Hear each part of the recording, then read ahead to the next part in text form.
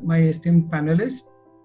Uh, Let me just set the context for us, because in the last 2-3 months we have been facing the disruption in all value chains and also commodities at farm level as well as at a country level. But right from harvesting, transport, logistics, and reaching the consumer, everything seems to be a disruptive process across these value chains and commodities. While the government is really giving the support in the areas of infrastructure, logistics, and capacity buildings, there is an issue which we have been addressing to make these disruptive issues. And how do you address these issues? And is the alternate markets using this trading platforms, can we help the smallholder farmer, is something what we are trying to address during this session. And recently, ma'am, we would like to start the session with you. And using these digital platforms, how do we make it work for the smallholder farmer? And your effort had been really great in terms of not only working and promoting the FPOs, but actually working on these platforms. So give your views and then see how do we make these alternate markets, especially through platforms, work to make a smallholder farmer give a choice of a fair and what I call transparent marketing system, which will really make a benefit to the smallholder farmer. Ma'am, I would like you to take over from here and give your views on the. Certainly. Thank you, Mr. Ramnan. See, in the last 4 or 5 years, since actually 2016, the markets, agriculture produce markets, have been digitized through the ENAM portal, of which everyone is aware. Now, ENAM has come a long way since then. It started with 21 mandis actually to begin with, on 14th April 2016. But yesterday, that is 15th of May 2020, we have now integrated 1,000 mandis on ENAM. 415 of these mandis have been integrated on ENAM during the lockdown period. This is the second phase of ENAM, which we have integrated entirely within we got the sanction in the month of April and started working on it, developing digital training modules, hand-holding the state government officials down to the mandi level secretaries and assistant secretaries and traders, training them online, problem solving, doubt solving, resolution of conflicts, resolution of technical glitches. All of that was done through the digital medium only. And therefore, we have succeeded in creating another chapter of ENAM, which is the 415 mandis, which have now got integrated. The 1,000th one was Khanna Mandi in Punjab yesterday. And we have generated, since the beginning, more than 1 lakh crore worth of trade has been generated through the ENAM platform. And mind you, this is when in the chosen 1,000 mandis, not the entire trade is online. There is the coexistence of the traditional methods of trading, which is your physical mandi, the way it functions, the way it has functioned. But a large part of it is now shifting to the ENAM portal. And I would say that there's a long way to go, but ENAM has created, I think it's a revolutionary portal. It's a revolutionary step in the modernization of the way commodities are traded are traded in India. And there will come a day when the entire 7,000 odd mandis, the physical mandis, will be integrated in one form or the other with ENAM or ENAM type of platforms. Till then, we are, I would say, still in a nascent stage, and we are trying to create ENAM as a very robust platform. See, during the lockdown, we realized that there was something more that we could do in terms of making the supply chain a little more happening. And therefore, we introduced during the lockdown 3 or 4 new features, which have gone a long way in re-establishing the supply chain. One of them was to connect FPOs through a module. So whatever FPOs are already there in the field, we have something like 5,000 FPOs. Maybe some of them are not very active, but most of them are trying to be active. So therefore, on eNAM, we created a module for FPOs to trade from their collection centers directly, so long as the state governments have declared those collection centers as subyards or some kind of marketplace. So happy to announce here that 1,000 plus, around I think 1,014, it's not yet 1,100, but something more than 1,000 FPOs are now trading on eNAM since the lockdown. We have at least, let me correct myself, 1,000 plus FPOs have registered for trade on eNAM, and about 200 or little less than 200 have actually started trading on eNAM from their collection centers. Now that is a small beginning, but a beginning nevertheless. And this is an alternative way of trading outside the confines of the APMC, using the facility of eNAM and using the synergies, creating synergies between the FPOs, the mandi, the market, the buyer, and the seller, and trying to obtain in a transparent manner the best price that they can in the given situation. So that is one thing we did. The other thing we realized that is a big bottleneck in the movement of supplies and was creating breaks in the supply chain was the logistics. So what we have done is that on the eNAM, we have provided access to the big logistics aggregators. And we have about 9 logistics aggregators with 11 lakh plus trucks, that kind of information available on eNAM, just so that with a click of the button, farmers can actually hire. And it's not just trucks, by the way, there is also access to trolleys, tractor trolleys and stuff like that. In addition, the ministry has also launched something called the Kisan Rath, which is also a logistics platform through an app form. And that also is integrated with eNAM portal. So, and that also provides for hiring of small vehicles. At least the access is available. So with that kind of, I would say, access availability through eNAM and other government portal or a government app, we try to address the logistics issue. Call center we augmented the call center during this period, so that any farmer or any FPO or any trader or anybody who's a stakeholder in this value chain, if they have any queries, if they have any problems, how do we resolve that? And we have succeeded greatly in whatever traffic. We increased the call center nodes, and we had increased volumes of traffic on our call centers, and we could really try and do that, solve the problems to the extent possible. We have another platform in SFAC called the Delhi Kisan Mandi, which creates an interface between the FPOs and the buyers, bulk buyers in the HoReCa sector. And we know the HoReCa sector is one of the worst hit because of the lockdown. The hotels are not operating, restaurants are not operating, weddings and other functions are not happening, because of which the caterers are also in a slumber. So given that situation, the Delhi Kisan Mandi was actually for 4 or 5 days completely non-functional. And then we realized that something more needs to be done than just waiting for trade to happen on its own. So we put a team together in SFAC, and we started contacting FPOs in the in areas closer to metros.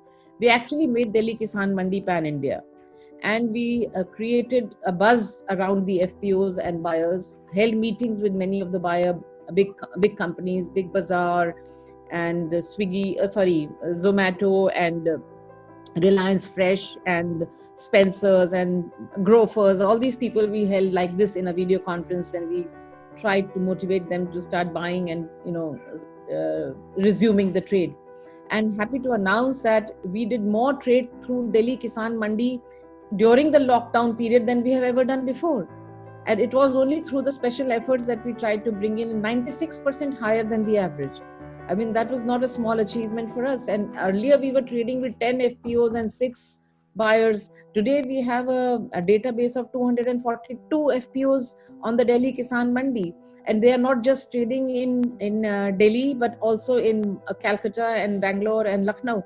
So that's another alternative, that sitting in your offices and you can actually bring about a matchmaking between the supplier and the buyer, and therefore create value for the consumer and for the farmers as well. So these are some of the things that we have done. There's a lot which is still needs to be done, and typically when you say that digitization of FPOs, we are looking at probably 4 or 5 interpretations of that. What do we really mean by that? So for I would say that there are many startups which are helping FPOs in various ways, in mapping their produce, some kind of a digital database they are helping the farmers, FPOs create.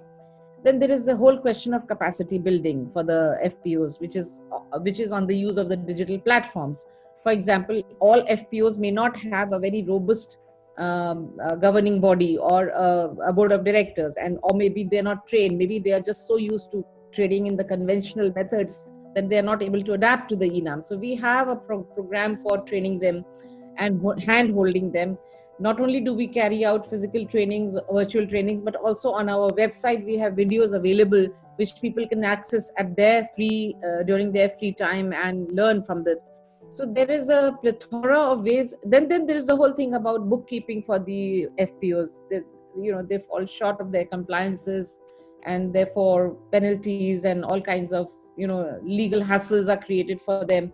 So there is this awareness, this consciousness that farmers, FPOs have this problem. So we try and train them on that. So and typically when it comes to the trade of their produce, so they are forced to sell to their kind of a captive situation, in a captive situation.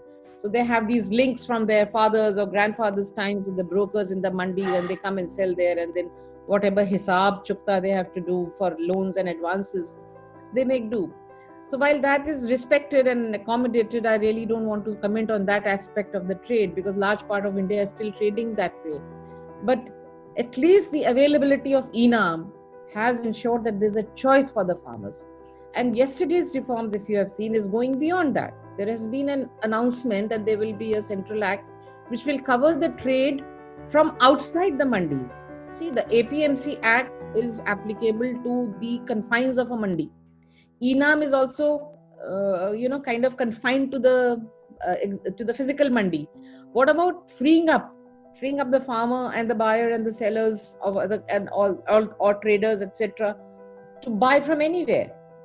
And I think yesterday's announcements are a step in that direction. We will wait for the details to emerge, but it would soon be possible for farmers through ENAM or other platforms that may emerge in the future to trade from outside the mandis and thereby reduce their costs. So much of the costs are, in terms of the transportation and the wastage in those things. So that's one aspect. And then I forgot to mention about the other module that we have created, that is ENWR.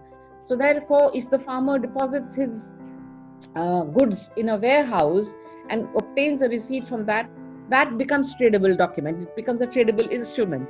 Now, there's only one thing that I need to mention here, that a lot of these reforms and a lot of the pickup or the scale up of these initiatives that Government of India has taken will actually depend on the way the state governments look at reforms. Typically, collection centers to be declared as sub-mandi yards or some kind of a definition to be included in the definition of a mandi. Similarly, the warehouses which are accredited to WDRA to be also declared as sub-mandi yards. Some of the states have done it. Telangana has done it, Andhra Pradesh has done it, Rajasthan has also done it, and therefore other states, and therefore we have a role to play. This group which is sitting here and the stakeholders which are on this webinar have a role to play in terms of advocacy with the state governments on how to bring in those needed reforms which complete the link between the reforms engineered by the central government or initiated by the state government, and to ensure that the whole value chain is covered and the farmers stand to really benefit from that. I think I have spoken more than my time, and at this point I will stop here and let the thoughts emerge. Thank you so much. Yeah, that was wonderful in terms of covering the total gamut of smallholder farmer, from aggregation to the markets to, and I see yesterday's announcements are actually really helping and taking it forward to these digital markets. and I think that was really wonderful. I think it's a commendable job you and the organization is doing for the whole sector. As you rightly said, this is start beginning, but I think that's the way forward. Yeah. Here I want to move to the next to Mr. Ravi Varanasi. I think he seems to be the only guy whose operations never got interrupted with any of the lockdown. So he was on the stock exchange and his job was as usual. So I just wanted to understand, because when we are operating on these digital platforms, we need to get some best practices and some of the good things that have been happening in the other digital platforms. I think now that he's also working on some niche work on under the SEBI guidance, what are the things that he can do? I want Ravi to spend and give his initiatives and some thoughts. What are the things you can look at in agri sector and making these digital platforms work for the smallholder farmer? Ravi, over to you. Thank you, Mr. Ramana. Ms. Darbari, Vijay, Rajesh, Karthik, and Ms. Ramana. Very good morning to all the participants. I would like to thank Ramanati for inviting me to this webinar. Let me start with a disclaimer. Ms. Ramana did mention that I have very little personal experience in either agriculture or digital markets. In a way, we have built a significant amount of infrastructure in the stock market area. Our tryst with the digital market started when we promoted NCDEX in 2003, and with a few like-minded institutions, and we continue to be the largest shareholder of NCDEX. That's our connection to the agricultural market so far. That has changed a little bit. We have got into commodity markets in 2018. Till now, we have introduced derivative contracts on bullion and energy products. We will shortly introduce our first agri derivatives contract. We're just waiting for SEBI approval. Some of you know NSE is the largest derivatives exchange in the world, ahead of CME Group, and third largest equities exchange. NSE started its journey in 1994. A bit of a history here. The reason why I'm trying to talk about the history is I'm sure you will be able to draw parallels between the scenario we faced when we started equities markets and the agricultural markets today. And I believe our experience could be relevant for augmenting the efforts of Government of India in creating a national market for agri product produce, and the fantastic work done by ENAM. I'm fully aware of the fact that the challenges faced in agri markets are far more complex compared to what we faced in when we started our journey. We were dealing with a homogeneous product when we did what we did in stock markets. Agricultural markets obviously are far more complicated, and with the different product classes associated, difficulties in grading, geographical issues, logistics, all kinds of things. So not unduly, I'm not really not under any illusion that our experience is directly relevant, but I'm sure it could give broad directions in what we are attempting to do in agricultural markets. When we set out our journey in stock markets, the stock markets were also completely fractured with 26 different exchanges catering to different areas, with physical mandis, so-called rings, and physical share certificates. All these exchanges were again run by the brokerages, owned by the brokerages, and trading was obviously by the brokerages. That's a clear conflict of interest issue. We had come up with a structure where exchanges were owned by banks and institutions, operations were managed by professional managers, and brokerages have trading rights. When we adopted this structure, we were the first demutualized exchange in the world, and it kind of mitigated the conflict to a large extent.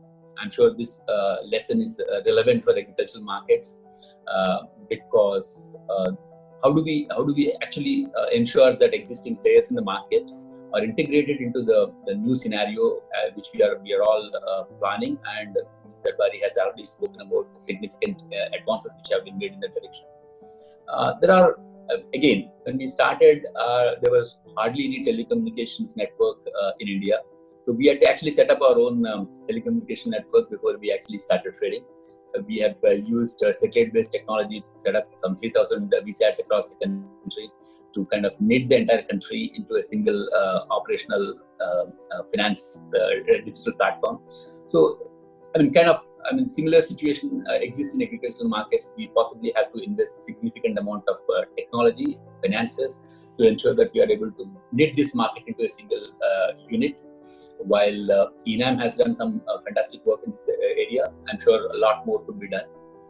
Again, we have tried to tweak almost every single area of markets by bringing in innovation.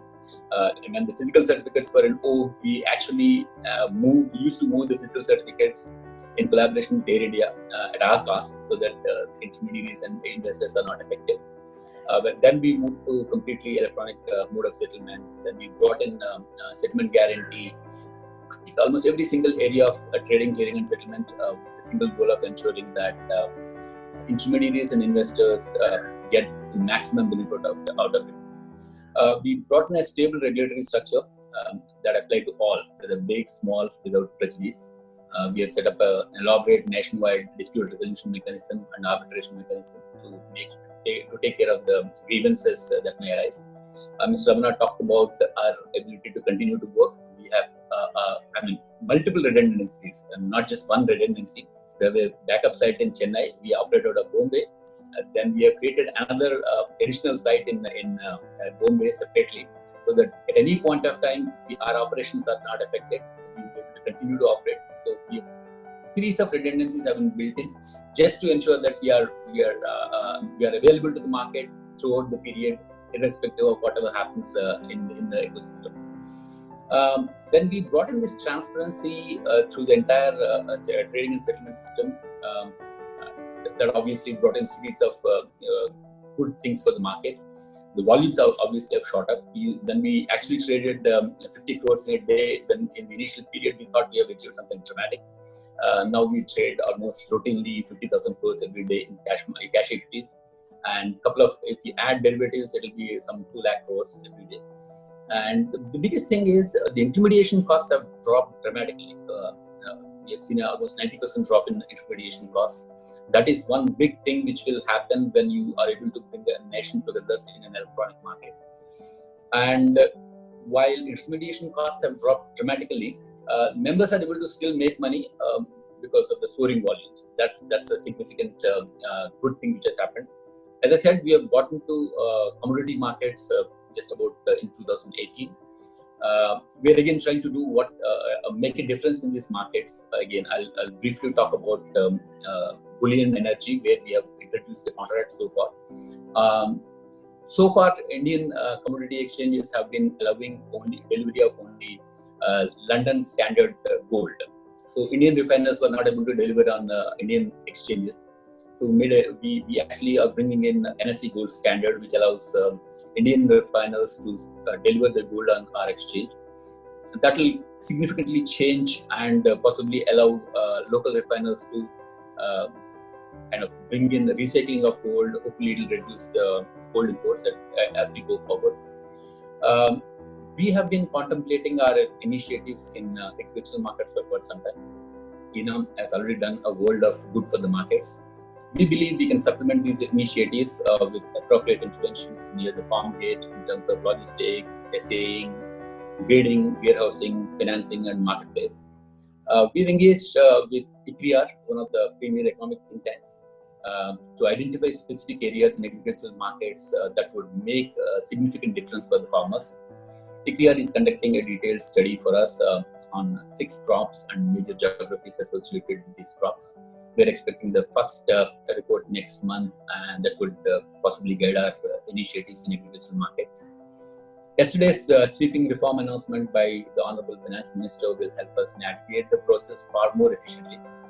New central law, which Ms. Darbari also mentioned, which allows farmers to sell their produce freely to get a better price, is a welcome step in building nationwide market for agricultural produce.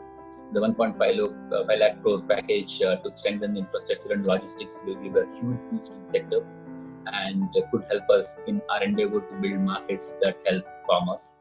We believe we have the expertise in terms of market understanding, technology, finances, and the skill set through our associate companies like NCDEX, NEML, NERL, to build a world-class trading, clearing, and settlement infrastructure for the agricultural produce. That's all for me. We have a galaxy of agricultural market and logistics experts who would be able to throw more light on this topic than me. I once again thank Sammunati for giving this opportunity to speak to you all. Thank you all. Stay safe, stay healthy. Thanks. Thank you, Ravi, for the wonderful futuristic view of how to make this trading platforms more integrated and also much stronger kind of trading platforms. From here, we'll move on to Vijay. Vijay, I just want you to look at the your own way of NCDEX. What are the views and what kind of disruptions you faced during the phase, and then how do we answer and rectify or address these kind of disruptions?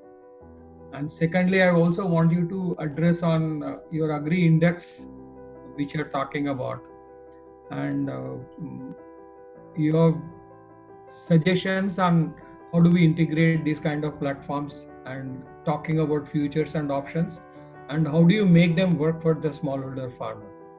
Sure. First of all, thanks, Ramana. Thanks to Sammunati for inviting me. It's always difficult speaking after Ravi Varnasi.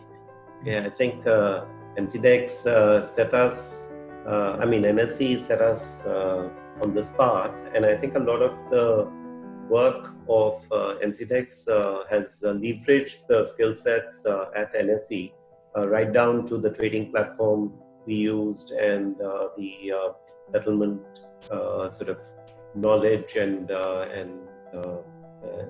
also infrastructure. And I think we've always had the advantage of having NSE on, representative from NSE on our board as well. So I think we've captured the best of what NSE has, and it's really brilliant to see where they have taken the equity markets in terms of global standing.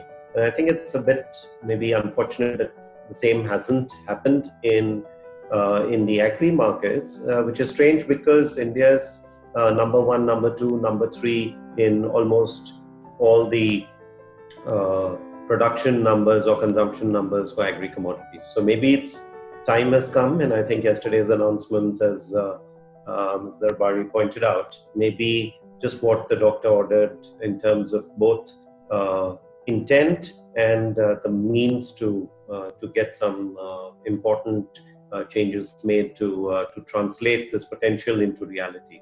So let me touch on a few things. So I think the first is, for too long we have focused on the consumer in the country, and the farmer was actually meant to be a means to produce what the consumer needed, and the orientation was always to keep prices low enough so that consumers could afford it. But I think a lot has changed because now consumers have higher incomes. At least most consumers have higher incomes. There's still a section which is below the poverty line possibly, which the government sort of aims to provide food grains for. But by and large, as people's incomes grow, food is a smaller and smaller part of your spend. And therefore, I think it's really timely that the shift now is to ensure farmer income and help the farmer, especially because farming is about 50% of the population in terms of depending on farming, is to help him with all the tools and infrastructure that are required to make for a successful farming as a profession. It is, and that's important because it's really, really risky. When you look at of all the professions that we are all involved in, I think farming is just too risky, and it's a small marginal farmer that is involved in that business. So I think it's really imperative that all the markets serve the farmer first, and of course the entire supply chain is also to benefit out of efficiencies and transparency that markets provide. So just a couple of things I'd like to highlight from NCDEX Futures point of view is that with respect to this specific disruptions, right? We have always followed in our delivery systems for the last almost a year. We've adopted the negotiable warehouse receipt that Ms. Darbari pointed out. And so even during the settlement in March as well as in April, we had about 30 to 50,000 tons delivered because the goods did not need to move, right? Ownership transferred from the person who was delivering to the person who was buying, money got transferred.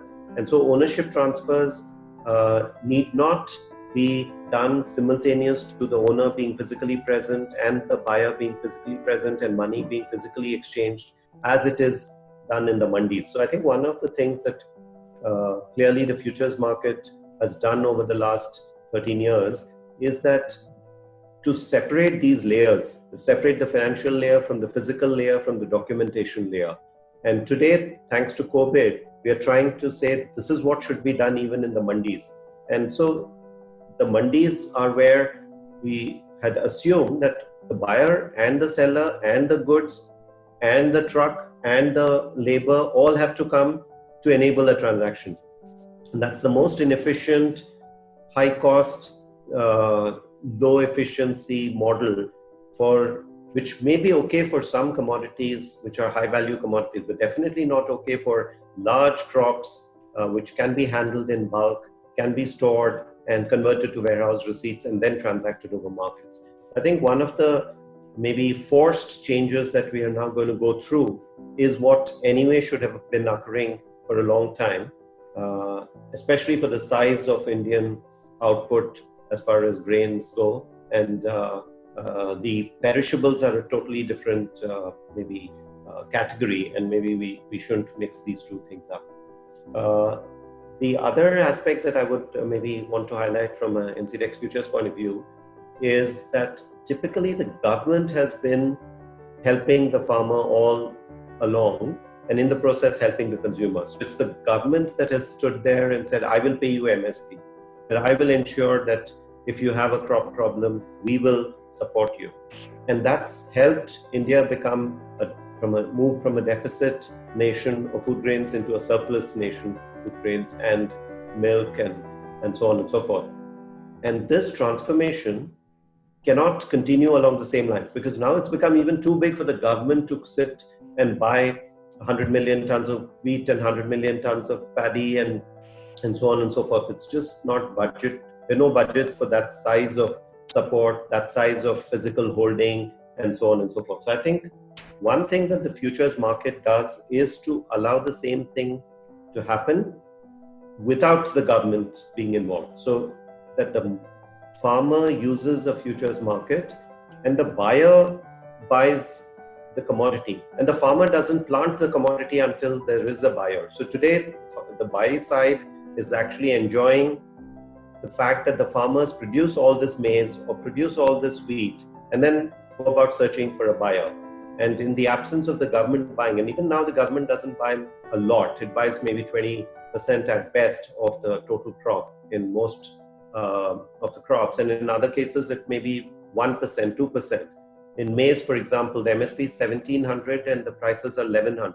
So it's possible for the government to give that difference of 500-600 rupees to the farmer, but the buy side, if it is poultry or if it is corn starch processors, they have to, before the farmer plants it, they have to stand there and say, I will pay you 1,500 or 1,600 or whatever the price is, and then the farmer should plant the maize. So I think the futures market in a couple of commodities, and I want to highlight that in castor and in guar, these are not small commodities. These are 1 million tons to 1.5 million ton commodities.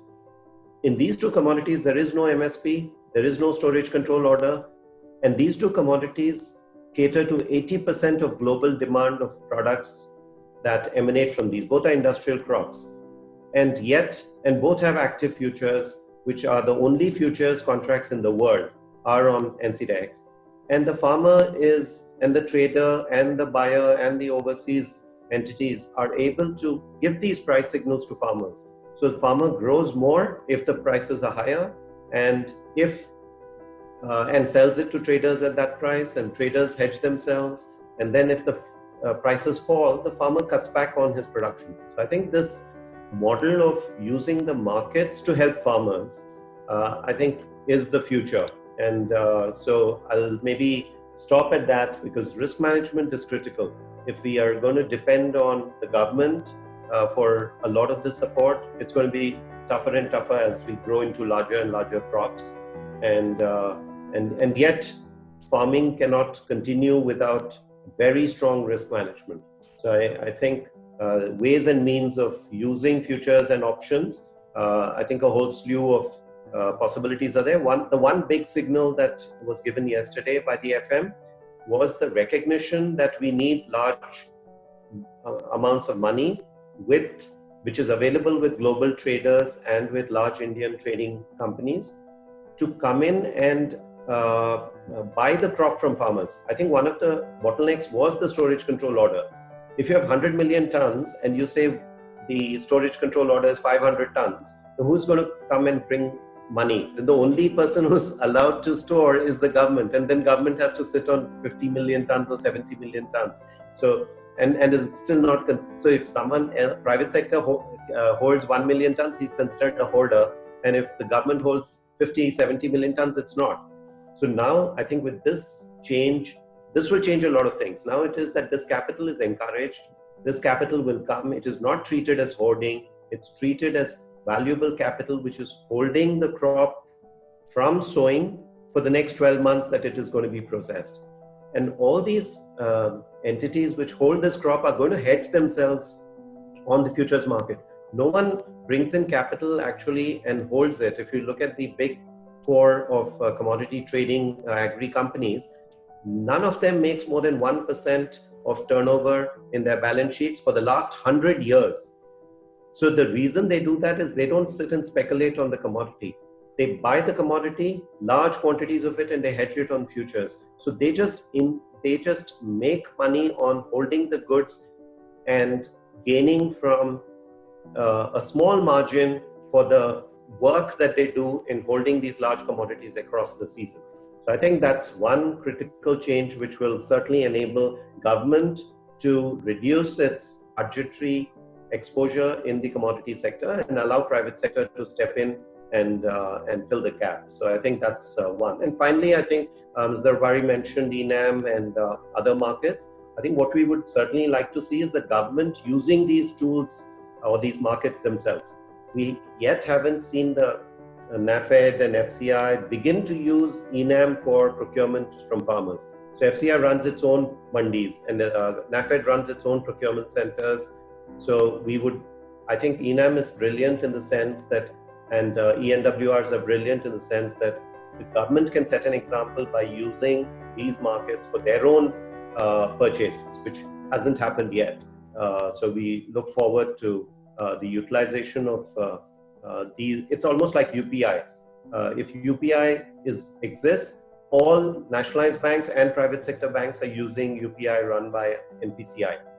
So we hope that in the spot markets also we will begin to see the government using the very tools that or very markets that they have set up in the future.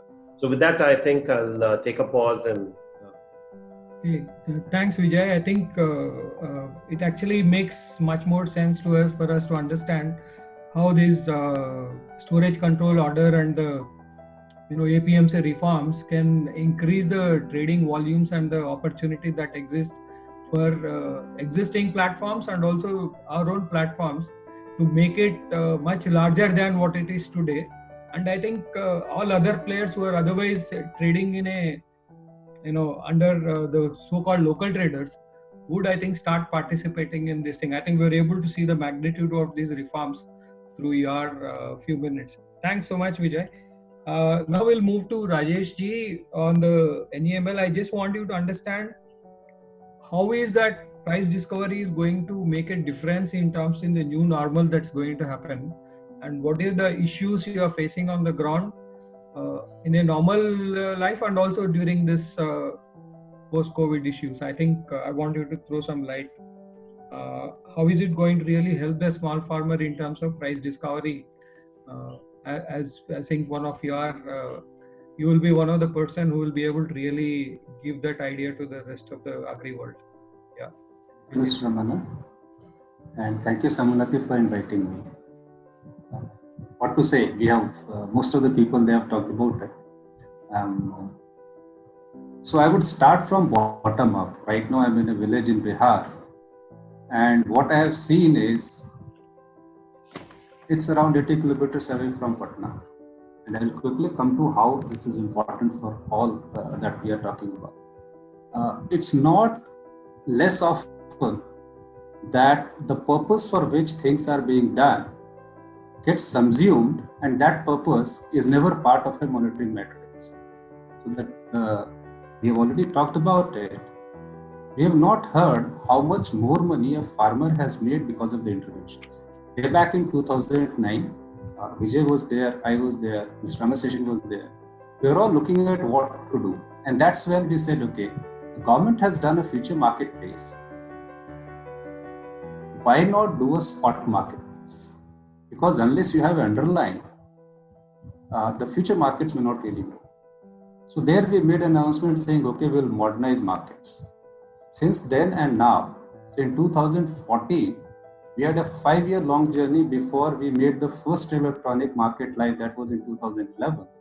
2014, Rashtriya E-Market Services was born, and that's a JV company between Karnataka and NCDX markets. The objective was very simple. We need to simplify the trade. We need to put more money in farmers' pocket. Now, when we are all talking about it, somehow in the pursuit to grow larger and do a much larger inform covering a lot of people, we are seeing people being left out. So when we start right now, when we started, all we did was price information asymmetry was removed. So every market in Karnataka, 165 out of 167 of them, they use our market platform. And this was created as a one state, one market. Now, if every state recognizes that state market, it gets integrated. And I'm glad to and feel very satisfied to hear what our Honorable Prime Minister said a few days ago, and that was reiterated yesterday, that integrated markets is the approach. It means you need to recognize local markets. So the first is a sub-market yard recognizes a normal so-called trinkets, or as you call hearts. Anything which is beyond heart reaches a sub-market yard. There are a set of people who are efficiently doing the transaction. Vehicles don't move from there. So then you have main market yards. One main market yard doesn't recognize it. Okay. So one piece that all of us did very well was address something called price information disintermediation, the asymmetry of prices. With digital disruption, what has happened in last 2 months, I think we will emerge in a very, very different country. The kind of changes that has happened over last 2 months would have usually taken more than 2 years to happen. So today, price is disseminated not only through e-markets like us, but also on WhatsApp. People are simply pushing images out.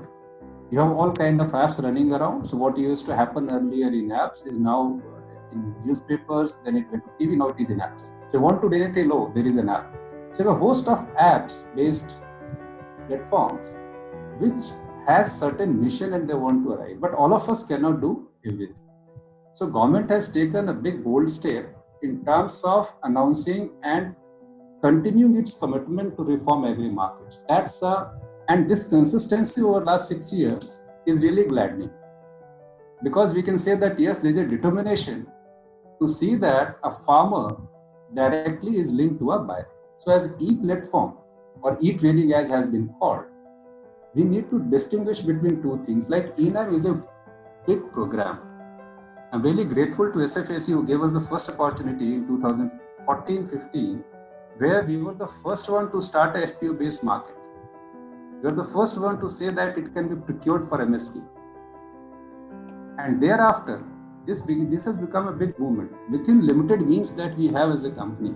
And with this very patient support from NCDX, we have been able to do certain pieces.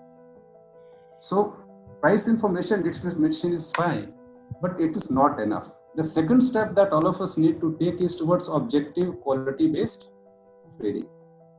So today the trading is more or less visual.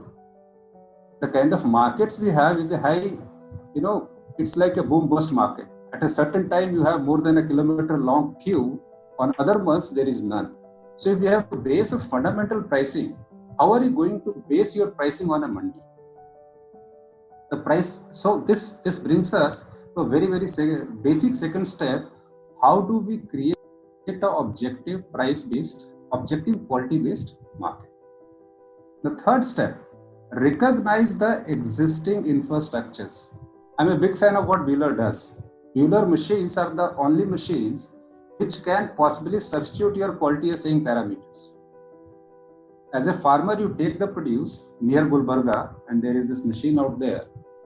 That guy will segregate it into color, size, broken. If he doesn't do it right, he doesn't get paid. So if we have to go back, unless we really recognize infrastructure, it's not only warehouses. I'm glad many states have recognized and there has a good intent. See, warehouses, end of the day, are warehouses. If you allow this digital process have allowed price discovery outside us, then it can be done. Why only warehouses? And why only warehouses of third parties?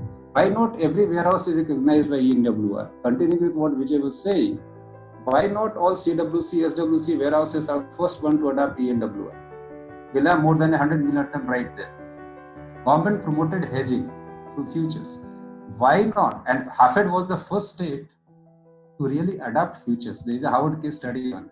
So why not today use farmer options to hedge so that you give the difference to the farmer, but definitely use the institutions that we have created. That brings me to the fourth piece, which goes back to price, but this is the price which is available today in the country is more good for researchers. Most of the data that is available is a day old on the commodity exchanges like NCDX, that's an exception. REMS, where you have everything traded on live, and some ENAM mandis where trading happens online. Madam talked about FPO initiatives and the Kisan Mandi. I really appreciate that. If 245 FPOs can really do it, the day is not far when we will have more. But do we have those prices where a bank can give a loan? Again, they have to depend on the same warehouses who are storing the produce, and they are the one who are giving them prices. Insurance agencies, when they have to settle a crop insurance, where do they go to? So if we are really serious about it, what we need to do is, one, recognize all markets. And I'm thankful to Madam Darwari. We integrated REMS and ENAM are fully integrated. So any trader who now wants to trade from anywhere in the country can plug into what is happening in Karnataka and get a best price. Unlike a GST network or unlike any other normal platforms that we are talking, here we are talking about produce being not only brought in, but also being graded, segregated, stored, dispatched, logistics, a host of such activities. So we need to recognize and encourage multitude of platforms. That's one. Second, use of technology in agriculture pricing. We still don't have a ready reference of the prices or the storage.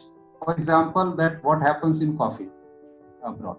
So at every day when a grain goes out of a warehouse, you actually know that grain is going out. And you can see that what impact it will have. We don't have that. So when we are looking at large institutions, we have done a wonderful job in MSP procurement in wheat, rice. But I don't think we can say the same on the disposal side of it. So a lot of reforms are required on the disposal side of it. How do you decide how much to dispose? Why don't you do every month a certain targets? And then ENAM as a program would be highly successful. And it is already. It will reach greater heights if it takes not only as a warehouse or agri markets which are regulated, but it looks at itself. ENAM program is very different than ENAM software that we have. ENAM software was meant initially to do a regulated market integration. It has broadened its scope. Now it's talking about FPO, warehouse. Obviously, it will evolve. But ENAM as a program will be fully successful, as Vijay rightly said, when it first says, okay, I have a government-led entity, whether in state or in central government, which is going through a certain process. We already have a complete process of membership, risk management. Expertise is available in NCDX, expertise is available in NSE. They have shown that they can do and they can scale. There are enough entrepreneurs who are actually doing a good job. So membership, risk management, then price discovery, and then there is the trade fulfillment. We have done it in futures and in NEML. We have adapted that financial market paradigms to spot markets. So we work with FPOs, we work with government entities, and all we are doing humbly is trying to make whatever trade is happening a little more efficient. And if there is surplus available, that should go back to the farmer. So whether we have done a Kinu project in Punjab, farmers did get a significant amount back. When we looked at REMS, there are empirical evidence and studies by Niti Aayog to say that farmers have received 13 to 18% more than what it could have done outside. Possibly Karnataka is not the only, but one of the few states where they have seen increased arrivals in mandis. But now with this new paradigm where mandis would remain limited to what they are best known for, that is an aggregation center. You need a e-trading platform for putting contract. We heard of OTC exchanges. So who will get this contract executed? There is a need of an electronic spot market platform, which could possibly look at it. ENWR could be issued not only for third-party warehouses, but also for those food processors. So coming back to it, whatever we do, we should measure, like Gandhiji Talisman. Okay, I have done this. How much have I benefited farmers? And within farmers, then there are plethora of them. Smallholder farmers is the holy grail, where we need to look at it. And while we go higher and higher, cover more and more, and broaden our piece, unless we look back and say, what has this really helped my smallholder farmers? And if you don't see that, then I think going forward is more like a blind piece. Unless we can see by doing this particular activity, more money is put in farmers' pocket, I don't think we are going to succeed any further. We will possibly cover a lot, do a lot more. So with this, I will stop and hand it over back to you. It was a nice piece in terms of the integrating the markets and also the mandis, other regular players and also the farmers and the aggregation points. The use of really the pricing is something you have said very well. I really understand that unless you get the prices used for the purpose for which is meant, otherwise it will become an historical pricing kind of stuff. From there, we move on from the electronic trading platforms to the person who actually uses a platform to reach his customers, and also he uses the benefit. He's a guy who takes the benefit of these platforms. Is the Karthik Jayaraman, and I request Jairam to really highlight the issues on the ground. What was he facing during this period and kind of disruptions, and how were he able to manage? And then how does these platforms really will help you? Is something I want you to speak on. Over to Karthik Jayaraman. Thank you. Thank you, sir. Thank you. I think firstly, before we start off on the journey ahead, we should reflect a bit on the journey that we have come through so far. I think it's safe to declare now that India is not a country that is going to face food deficiencies. From where we were from the PL 480 days, I think we've come a long way, and this rich land produces enough to feed its 1.3 billion citizens and more. And this is a commendable effort that the government has taken, and I believe we are at a point where we don't need to worry about that anymore. So there is enough supply. The other commendable shift that I'm seeing is the shift away from production to supply chain. I think this is a tectonic shift in the lens that most administrations have taken, and again deserves to be commended in terms of where the focus should be. If we look at how our supply chains work, I think many of the honorable speakers before me have shared glimpses of how the supply chain works, but I shall share a practitioner's view of how this actually works. India produces 118 million farmers and more landless farmers produce food from 2 to 2.5 acre farms. and supply this material to 12 million shops across 6 lakh towns and villages in India. That's the complexity of our supply chain. And if you look at how the material moves from these 118 million farmers to 12 million stores, there are several steps to the supply chain. The first step is the sub-market yard or the sub-mandi, and then you have the mandi. And subsequently, the material reaches a town where you have the town's wholesale market and then a semi-wholesale market at times, and then it reaches the retail. Now, each of these individual mandis are inherently efficient. They are probably more efficient than a corporate can ever be. They are absolutely genuine markets where people operate on wafer-thin margins and material moves through very fast and so on. The challenge is usually when the product has to pass through 3 or 4 such markets. That creates inefficiencies in the supply chain. In the past 20 years or so, starting with the organized retailers who came into modern trade, and then some of the processing companies and some of the large trading companies, and now some of the startups, attempts have been made to organize direct supply chains, wherein we are able to pick up from an individual farm's farm gate and deliver to an individual retailer or even an individual customer. Several iterations have been made. The success has been mixed, obviously, and we are learning as we go along. But I believe now the conditions have been put in place to make these models actually function. 3 major enablers have happened which address 3 elements of the supply chain. As most of the audience here knows, any good supply chain comprises the movement of material, information, and money. The last 20 years of road building in India have transformed the movement of materials in many states. It is now possible to reliably and predictably move material from literally a farm gate to a warehouse and then to a city. It's not just due to the National Highway Program, but also due to programs like the Gram Sadak Yojana. So this is the first transformation that enables direct supply chains to function. The second transformation is the movement of information. We obviously have some of the lowest data costs in the world, and we have the highest data accessibility in the world. This makes it possible to get information on not just what the nearest mandi price is, but what is the product fetching in the cities. So this is a major transformation, and this enables farmers, in theory, to choose which supply chain to deliver their product to that will give them the ultimate best end result. The third is the movement of money, which has been digitized. I think we are one of the most advanced countries in the world when it comes to digital movement of money. That makes sure that IMPS can be done, payments can be processed faster, and you're not the risk-taking ability of the farmer improves because they can receive their money sooner. Now, the time is now ripe to start having multiple operators operate multiple supply chains into which each farmer can sell.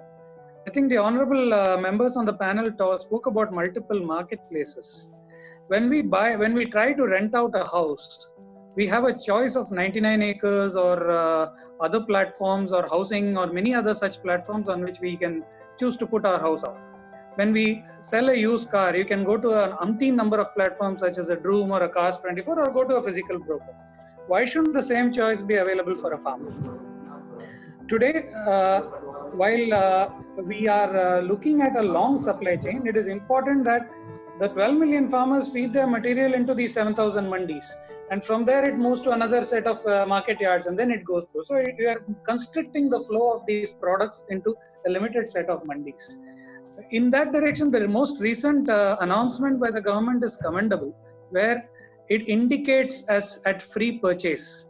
i.e., every farmer is free to sell to anybody who can directly pick up the material and liquidate it in any market they choose to. I think this is a welcome step, and this needs to be taken to its logical conclusion. Some may succeed, some direct supply models may succeed, in other cases the mandi may be more efficient, but let the best person win. Let the farmer have a choice. The farmer should be able to sell in multiple platforms and not just in one platform. And there shouldn't be bottlenecks such as registration that need to be done in order to make these platforms function. Platforms should be able to get switched on automatically. This is my first view. On the second part, which Ramana sir pointed out, what happened in the recent times? There was no supply problem. there was no demand problem. Demand simply switched a little from food services into retail. People started eating at home, but the same population has to eat. The entire challenge was one of the supply chain not functioning as it should be. Part of this was due to the uncertainty around vehicular movement or passes and so on. But to the government's credit, this was resolved pretty quickly.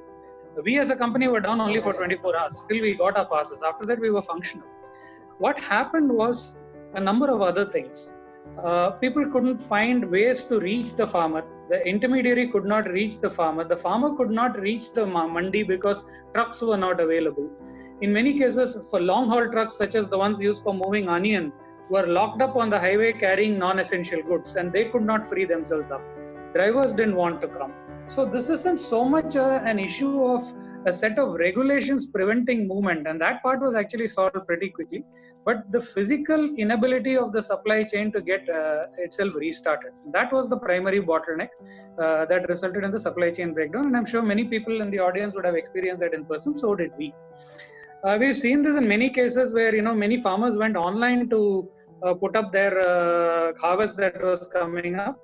And we also saw the effectiveness of a platform such as Twitter or WhatsApp as a clearinghouse for demand and supply. We ourselves have picked up at least 300 to 400 tons of fresh produce from farmers who put up their requirement on Twitter, their availability on Twitter and on WhatsApp. And I'm sure that many companies would have done even more than this. So this points to the fact that in tough situations, when the traditional supply chain does not function, there must be alternatives available for the farmer. The alternative need not be complex. When a simple social media platform is able to create so much business, I'm sure if we proliferate such platforms to the farmer will actually gain from this. Great. Rajesh, you are through? Hello, Karthik ji. Yes, sir. We are done. I'm done. Arey, wow, yes, great. That actually, two things I can really take from you is that free for all platforms and platforms of easy to operate and ease of doing business with the platform seems to be the key. Because if that's the sense you are getting, I'm sure that will be the sense for every other consumer, whether it is a Horeca segment or other units.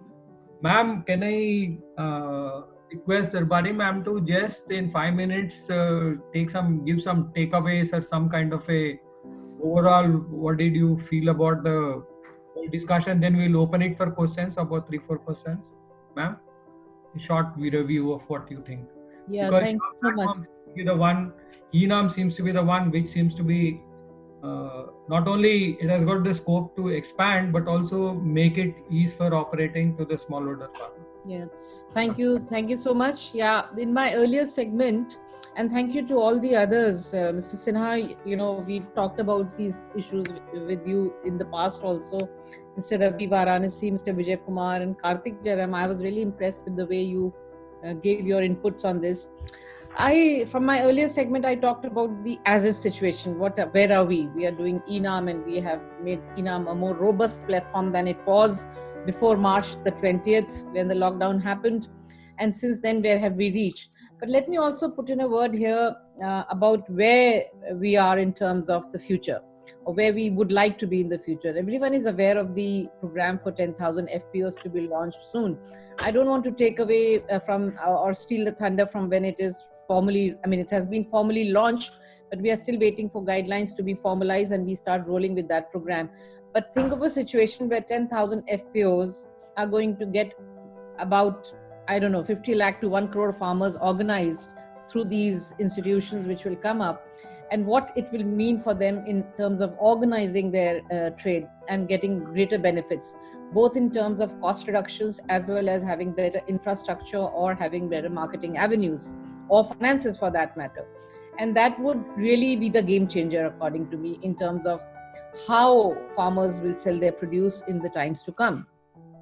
In fact, if the entire technology spectrum is to be seen, then demand-driven production, somebody mentioned about it, if you can map the demand and then you undertake production according to the demand from a particular region or from a particular commodity, then that that could be really a game changer in terms of better price discovery for the farmers.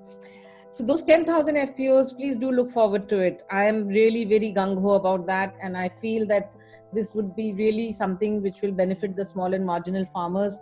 And I am sure that even before the lockdown is lifted, we will be able to finalize our guidelines and start rolling the registration of these FPOs. The other thing which really I have to mention here is about the interstate and intrastate trading, and the role that quality assaying can play in that. But if we are to keep the assaying in the hands of the Mandi Samitis, APMCs, then it will have always a limited impact on better price discoveries. So therefore, there is a move for third-party assaying. I'm aware that Rajasthan is in the process of finalizing their third-party assaying tender, or they may have actually done it. I last checked with them about 2-3 days back. So I don't know if they have in the meanwhile finalized it. But that could be again something which is substantially out of the hands of the APMC and available for farmers. And then the role of technology in that. Does the farmer bring a sample, or does the sample picture gets captured somewhere somehow and it's transported to the third party assayer who gives a certification of some kind? So all those are issues which will emerge as we go along in this. But third party assaying is really the requirement to facilitate intrastate trade and interstate trade, particularly from outside the confines of the APMCs. And I think the role of the government can only be that of a facilitator. There is a huge space available for private enterprise to step in and take over the work in terms of quality assaying. I think there is this huge hue and cry about the potential threat which a lot of stakeholders in the traditional mandis fear. To put it in a more direct manner, I think a lot of the commission agents and adatiyas fear that all this technology-driven initiatives will somewhere destroy their business. But I think there is time for them to reinvent themselves, and one of the ways to reinvent quality assaying zone. I have actually, when I was ACS Agriculture in Rajasthan, I kept telling the people who would come to me lobbying to stop all the reforms. There was, by the way, a very, very big chunk of these traditionalists, as I would call them, to electronic payment band kar dijiye, or inam band kar dijiye, or kya FPO hota hai, don't do it, all of that. I mean, about 20-30 point charter of demands, all against modernization and computerization and digitization. But I would always say to them to reinvent themselves. When computers came, people were so skeptical, but look at the way it has changed the quality of lives for all of us. So I'm sure they will be very quick to learn and adapt to this, and quality assaying has to emerge as the biggest tool in terms of ensuring interstate, intrastate trade, and therefore better value for the farmers. And the role of government from that of a facilitator must also ease off. I strongly believe that government is the best which governs the least. And therefore, the private enterprise must step in, either in the form of PPP models where we work together for a period and then we withdraw and the private sector takes over. So to that extent, I would say that the reforms that came in, that were announced yesterday, would be a great enabler. Again, whether it is in terms of infrastructure development or it is in terms of better financing available for whether it is the cooperative sector or it is the free enterprises or FPOs or individual farmers or whatever. So infrastructure, quality assaying, PPP models, and then finally the whole thing about banking. How and where does the banking sector play a major role in making finances available to the farmers or to FPCs or to other players in this whole value chain of yesterday there was a presentation in the ministry, and just now also I was noting somebody was asking this question, that if milk value chain can give better value to farmers, why can't the food and vegetable segment give similar value to the farmers? And my answer to that is that it's the difference between an organized sector and an unorganized sector. The milk production companies are so well organized. Every node on the value chain is organized and formalized, and it is governed by a central entity of that particular value chain, whether it is a milk union or a company. They will ensure that there is a collection center, that there is a collection, the quality assaying takes place, the fat content is decided, the payment is made, the chilling plant is in position, the transport and distribution, the sale, and then the collection of news, and then the banking. Everything is organized. Not so for the agriculture sector, not so for the fruit and vegetable segment. So the moment we realize that we have a value chain which is broken, and we start fixing that broken chain, then we have solutions available. And to that extent, I feel that there is a role for the private sector in increasing volumes from tomorrow onwards, Monday onwards, let's say. And I look forward to supporting any such enterprise that comes our way and looks at our guidance. And whether it is through the FPO or through the ENAM or ENAM 2 or whatever new form the electronic digitalized market will take to capture the outside the APMC area trades, I think there is times have never been better for the small and marginal farmers in the country. Great, ma'am. I think you already started the question answer session answering one of the questions. So I'll ask. I did answer a few questions. You did answer some of the questions which people have posed, but can I ask, Soumya, can you ask questions for the panel members? Sure. There has been about 400 participants at one time, and we've been receiving a lot of questions on chat as well as the Q&A portal. Some of the questions which we've clubbed together are basically around capacity building. Now, how do we improve or provide, what kind of training programs are being provided to farmers to be onboarded onto the platforms? Both ENAM and future trading is tough for many of us to understand. So do you think farmers, BOD, are capable of understanding futures market? So what sort of training is being provided to them? That's the first question on capacity building. Maybe Vijay and then ma'am. Yeah, I think, we have worked with farmer producer organizations and this is from the subset of FPOs of NABARD and SFAC, and about 70 to 100 FPOs are regularly using the futures market, and I don't think it's complex at all. And as I said, whether you sell it today in the mandi or you sell it today for 2 months later, the entire process is the same. You just get your goods tested, put it in a warehouse and deliver it, and you get your money into your bank account through your broker. So I don't think there's any difference. I think the way FPOs have learnt it is to actually do it.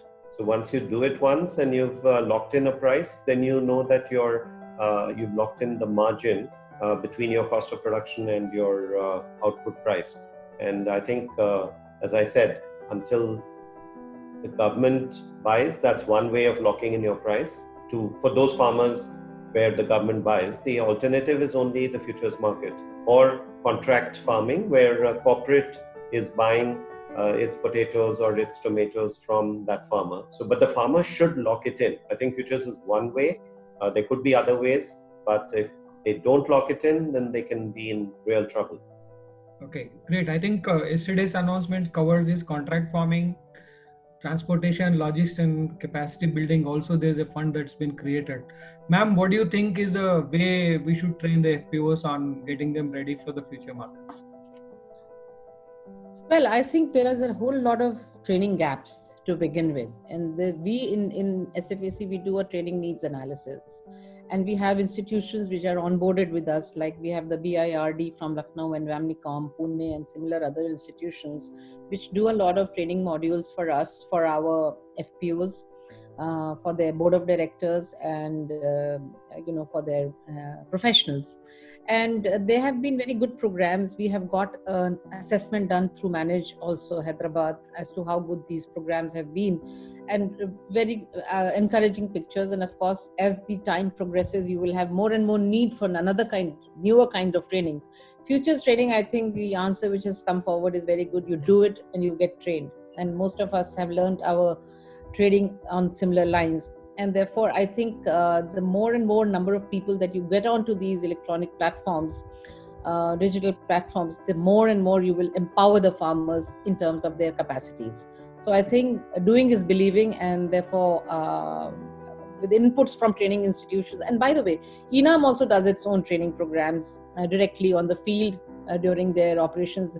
There is always one mandi analyst which we post in a new mandi which is just been digitized, and that one analyst remains in the mandi for 1 full year, and he handholds the farmers and the traders and buyers and whoever, even the mandi staff for that matter, because some of the mandi staff are also not trained. So within the ecosystem of the mandi, whatever stakeholders are available, they are trained on the job. And as I mentioned earlier, we also have these videos which we have available on our website. So yes. Thanks. And we can also design new programs as and when we feel need. Yeah.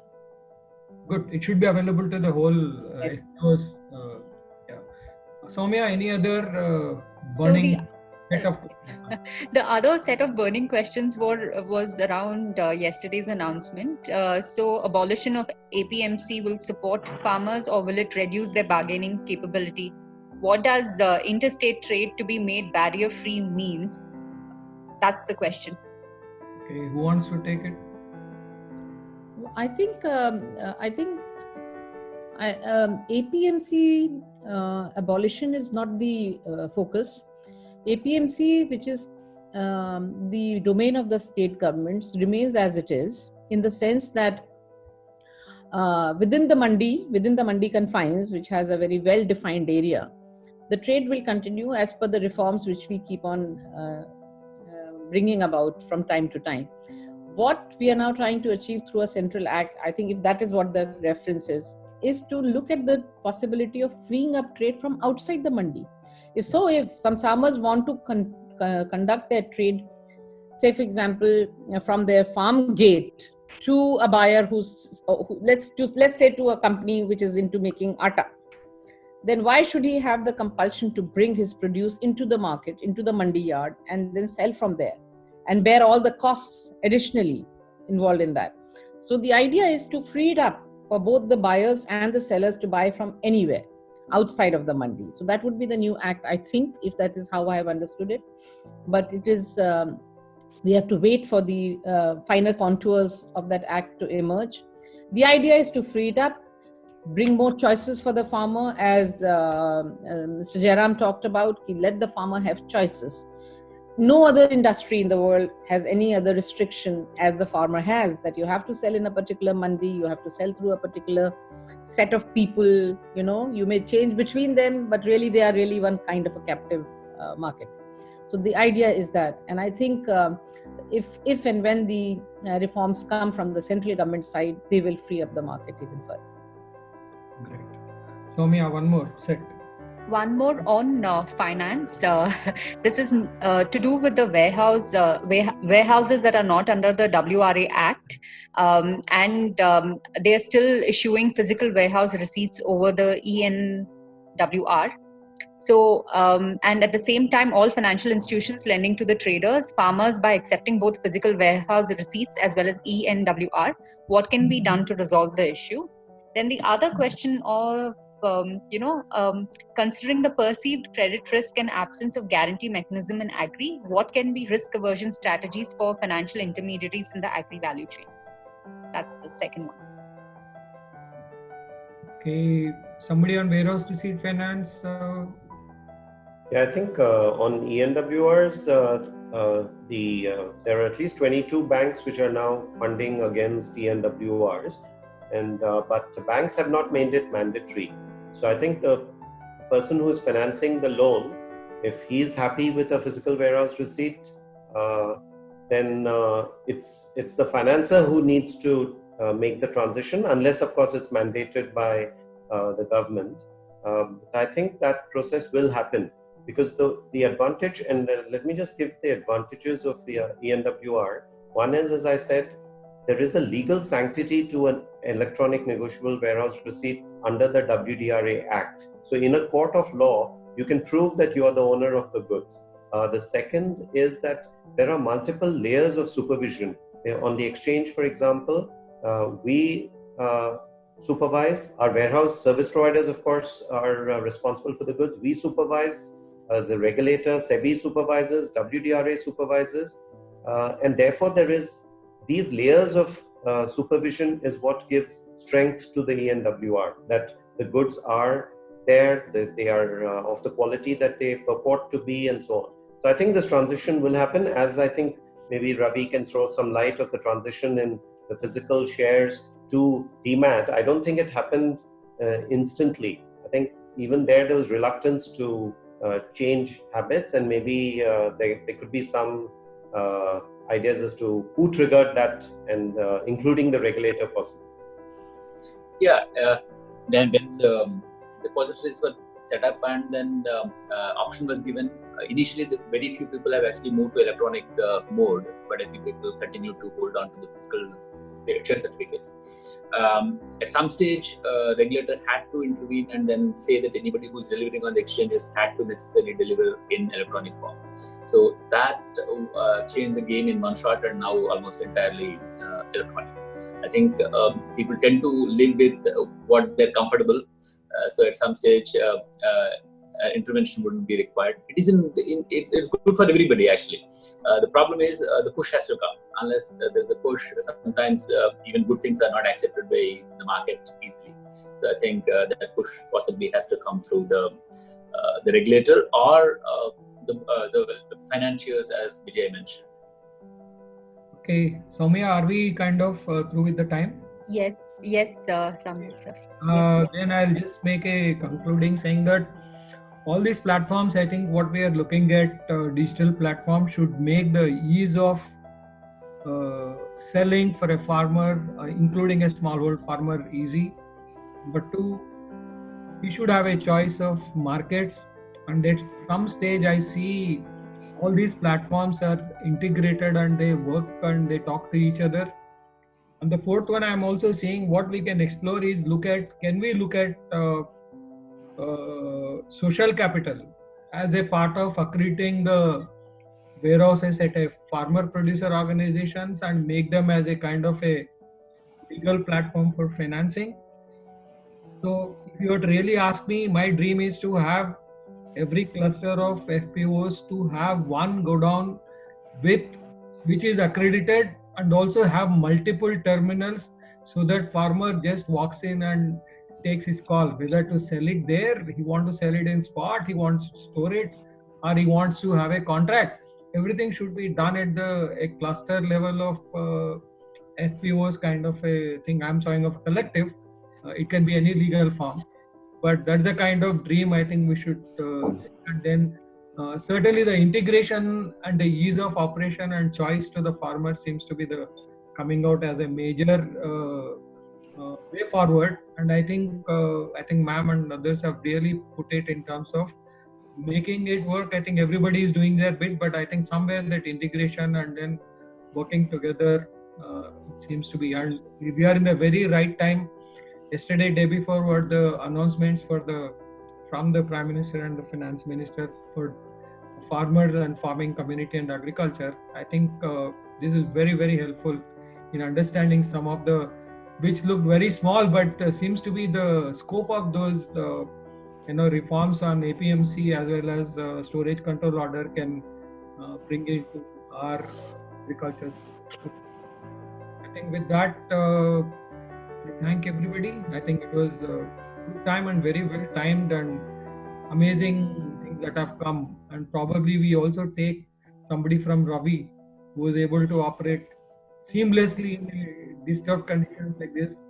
I hope we shouldn't get another situation like this, but irrespective of what happens, I think we should be able to make these things work for the farmers and the farming ecosystem. Thank you so much, and thank you for your time. And you people have really given a lot of insights and inputs into where we go forward. Ma'am, thank you very much. Thank you. Thank you. Thanks. Thank you. Over to you, Soumya. Thank you everyone. Thank you. Thank you, everyone.